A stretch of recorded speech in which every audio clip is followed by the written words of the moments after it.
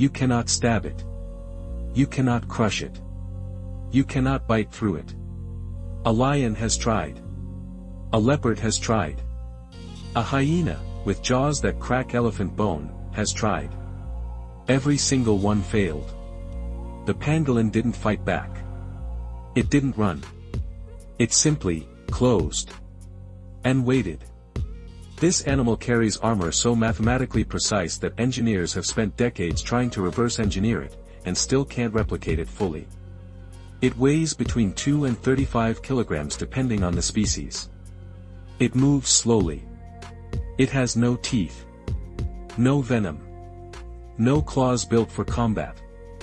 And yet, in the entire recorded history of predator-prey interactions, no wild predator has ever successfully broken through a curled adult pangolin's defense.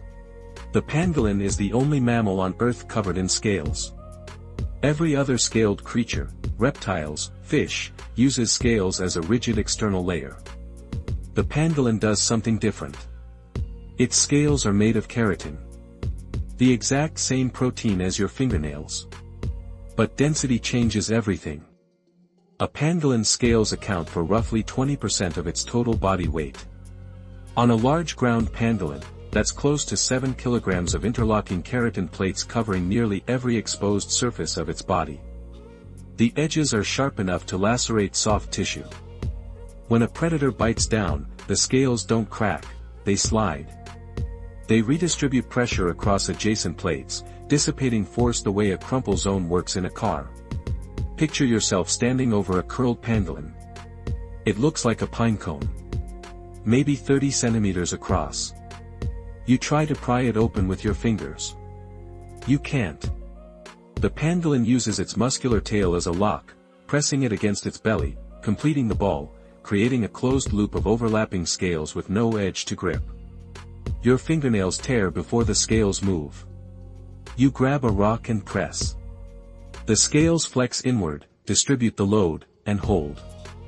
You are exerting roughly 200 newtons of force. The pangolin's curl generates counterpressure estimated at over 400 newtons through muscle contraction alone. You are being outpressed by an animal the size of a house cat. Here is where it gets darker. Humans did figure out how to catch pangolins. Not by outmaneuvering the defense. By bypassing it entirely.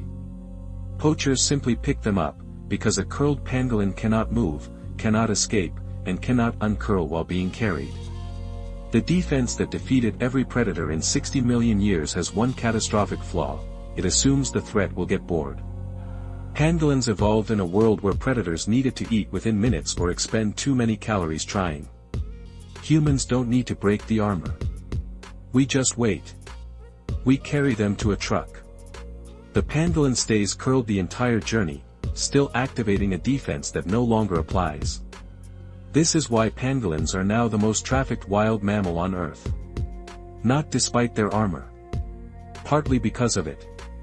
The curled ball makes them easy to stack, easy to transport, easy to count. Every species in this series faces humans differently. Some fight. Some flee. Some are simply faster, or bigger, or more venomous. The pangolin does none of those things. It built the most mechanically sophisticated passive defense in mammalian evolution, and it still loses. Not because the armor failed. Because we changed the rules. The entire premise of humans versus species assumes a contest. Speed against speed. Strength against strength. Intelligence against instinct. The pangolin reveals a harder truth. There is no contest when one side removes itself from the physical equation entirely. A pangolin in a wire cage is still perfectly armored. Still anatomically undefeated. And completely helpless. Which species should face humans next? Drop it in the comments, we read every one. If this series belongs on your feed, subscribe and hit the bell.